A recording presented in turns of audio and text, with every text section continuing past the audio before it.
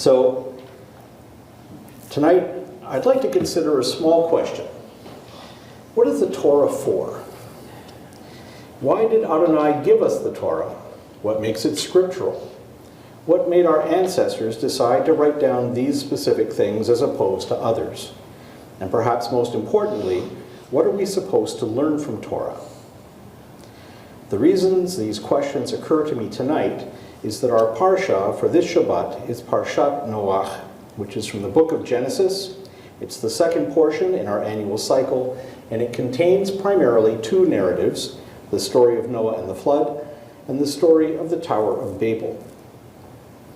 So why does this Torah portion make me wonder about the nature of Scripture and its purpose in our lives? It seems to me that there are several places in Scripture which can be challenging, sometimes even problematic. For me, the early parts of the book of Genesis certainly fall into this category. I'll come back to why this is specifically in a moment, but first I want to consider the broader question. What is the point of Torah? Is it to teach us the history of our people? Is it to delineate the commandments by which we're expected to live? Is it to give us principles with which to make sense of our place in the world? I'm going to suggest that yes, it's all of these things, and probably some others besides. But this is perhaps a big but. It's not all of these things all at the same time, and not necessarily all throughout the whole text. So what is problematic about the Torah portion for this Shabbat? If we consider the Torah to be the history of our people, then we have some things in this week's portion which are both hard to credit and maybe more importantly, hard to accept. We read in Parshat Noach that God decided that creation had gotten off to a bad start and that there was nothing else for it but to wipe out every living person and animal except Noah and his family, some livestock, and 2 of every land and flying creature. I'm sure that almost every rational person struggles with just the simple physics of this. Where did enough water to cover the whole surface of the earth to the tops of the tallest mountains come from, and where did it all go? Some people will shrug this concern off by playing the "it was a miracle" card. But you can't use that to get around the concern that the God of justice, mercy, and compassion wiped out almost every living thing on earth. Then there's the issue of what did all the animals, not to mention Noah's family, eat for 370 days that they were on the ark? Or how was one pair of each type of animal enough biodiversity to support repopulation of the earth? All of which is to say that if this week's portion is primarily meant to be a history lesson, then it's got some pretty big problems. So maybe we concede that this part of the Torah, at least, is not meant to be the primordial Globe and Mail or even the Farmer's Almanac. Is it then about teaching us the commandments that we're to live by? As you know, there are 613 mitzvot in Torah. Amazingly, by Rashi's reckoning, only 2 of these are found in all of Bereshit, the book of Genesis. Only 2 in the whole book, and neither of those are in this week's portion.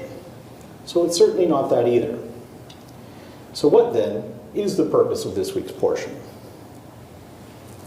Let's start, for the sake of discussion, from the principle that there are no wasted words in Torah, that everything in Torah has a purpose.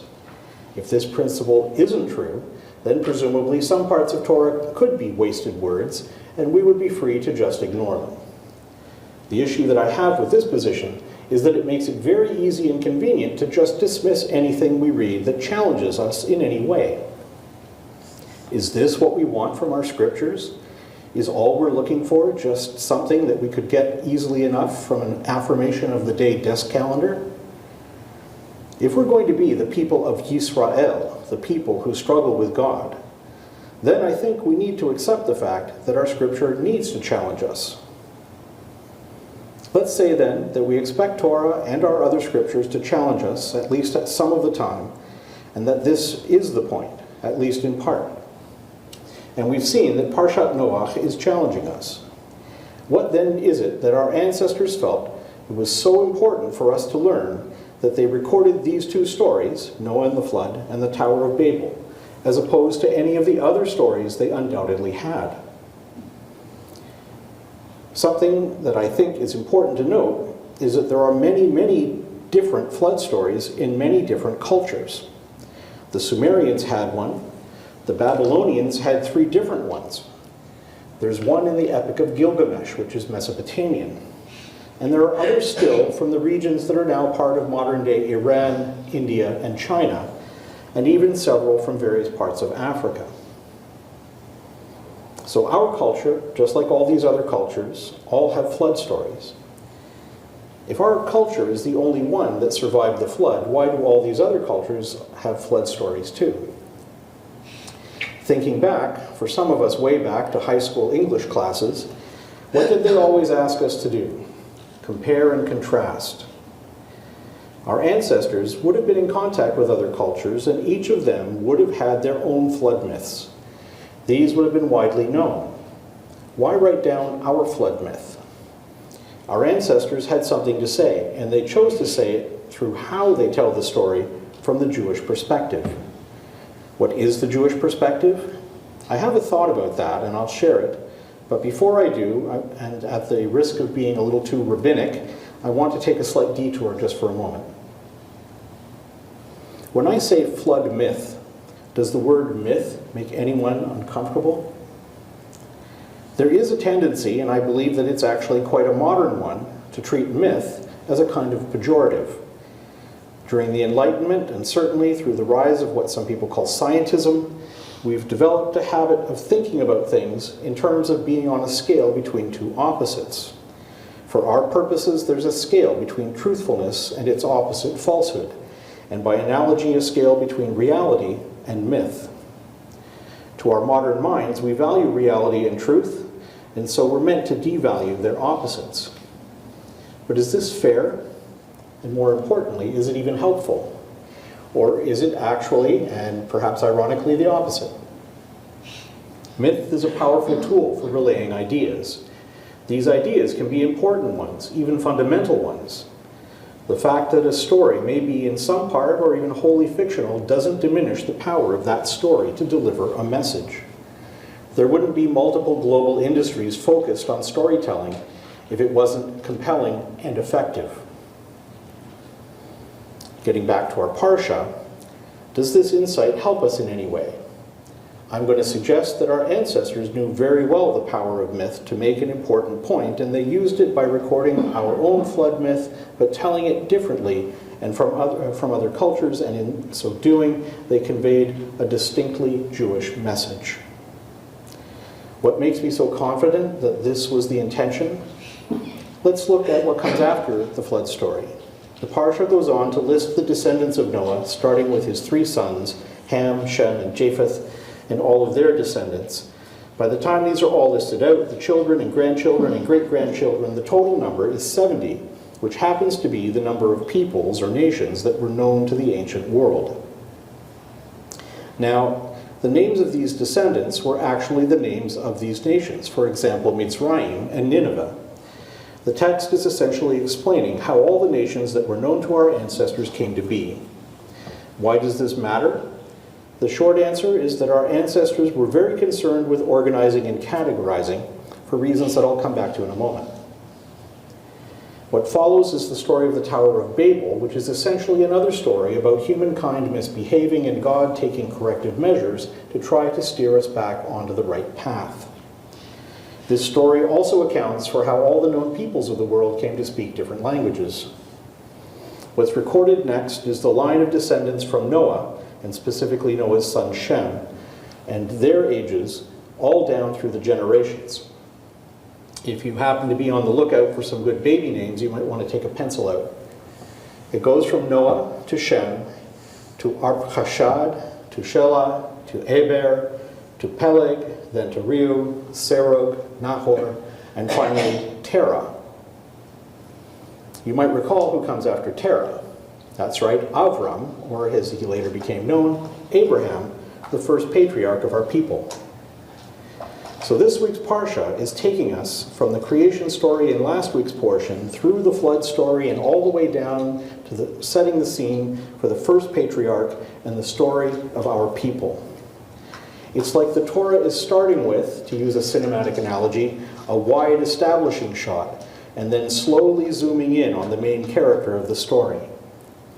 What really reinforces this image in my mind is the way that the ages of Noah and his descendants gradually drop from the incredible 950 years of Noah down through some 400s until Abraham's grandfather Nahor, who was a paltry 148. Some very wise, perhaps even crafty storytellers are helping us here to shift gears from important points being made by metaphor to important points being made through narrative history. We're moving from the grand scale of the creation of the world down to the story of one man and his family. I mentioned before that the idea of high school English classes and being asked to compare and contrast, I also asserted that this is what's happening with the Torah's retelling of a story which many different cultures have, namely the flood myth. And I also said that I believe our ancestors were very concerned with organizing and categorizing. Let me bring all of that together now and talk about what this has to do with Parshat Noach. In many other cultures' flood stories, the motivation for their gods wiping out the earth comes down to jealousy or anger or impetuousness. In some cases, there may not have been any emotional motivation attached. Sometimes it's just a case of, hey, this is how things happened, without ascribing any kind of meaning to it. In the story of Noah, Adonai is clearly motivated by a desire to build a world where people are generally good, moral actors who are interested in following and indeed bringing to fruition God's plan for the world. When things get bad enough off track, God hits the reset button and starts again with the best of the people available at the time. It's important to also note that this builds on the picture we're getting of Adonai in Bereshit. When God begins to create the heavens and earth, everything was in chaos. Then God starts organizing. Light and darkness are separated. Then the waters and land and so forth. God is portrayed as the great organizer. This week's Torah portion builds on this central notion. God has a plan and is organizing the world to fulfill this plan. In other words, there is meaning to life. This is not necessarily a central tenet of other cultures' flood stories. Here's the compare and contrast happening in our scriptures. The critically important message that our ancestors wanted to convey to us by recording this week's portion is that life has meaning. God has a plan, and that plan includes each of us playing a critical role in bringing that plan about in the world. What is the plan? Luckily, we have a lot more scripture to help us get a handle on that. It's going to take a lot more than just one weekly portion to make that clear. In fact, it's going to take much closer to a life's work than just a few chapters of scripture to sort that out. What this week's portion does tell us is that God is a creator and an organizer, that history is a progression. This is what is important to God, and therefore we need to be working towards establishing order out of chaos and refining the world just as God has done. In other words, we need to be progressive. Now, it might not be immediately obvious that a story about God wiping out most of the life on earth is a story about progress. But when you consider that the flood in our parasha was not brought about by anger or jealousy or impetuousness or even by indifference, but rather it was motivated by a drive to bring about a better world in which people reject wickedness, it gives you a whole new perspective. When you read something in Torah which challenges you, I encourage you to take up that challenge and look for the deeper messages that lie beneath the surface. Shabbat Shalom. Shabbat Shalom.